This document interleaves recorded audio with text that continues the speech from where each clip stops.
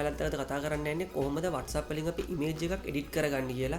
ඉතින් ගොඩක් දෙනෙක්ට image එකක් send කරන්න උවමනා වුණාම උඩක්ලට ඒක edit කරගන්න අවශ්‍ය වෙනවා. ඉතින් ඔයාලා මේ විදිහට මේ icon එක click කරාට පස්සේ ඔයාලට මෙතන gallery කියලා තියෙනවා.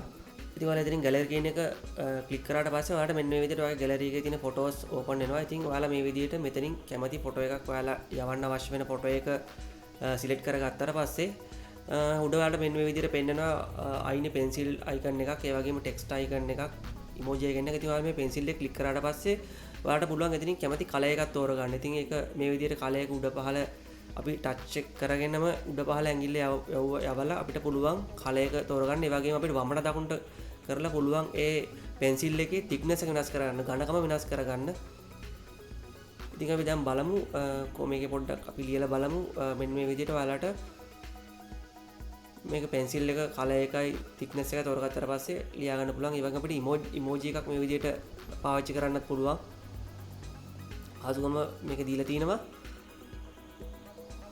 ඉතින් ඒ වගේම තමයි අපිට තව text එකක් type කරගැනීමේ හැකියාවත් මේකේ ලබා දීලා තිනවා. ඉතින් ඔයාලට මේ විදිහට text එකක් type කරගන්න පුළුවන්. ඉතින් ඒ වගේම තමයි අපිට මේ වගේ size එක වෙනස් කරගන්න ඒ වගේ දේවල් ලබා දීලා තිනවා. ඉතින් ඒ වගේම තමයි අපිට මේ image එක crop කරගැනීමේ හැකියාවත් ලබා දීලා තිනවා.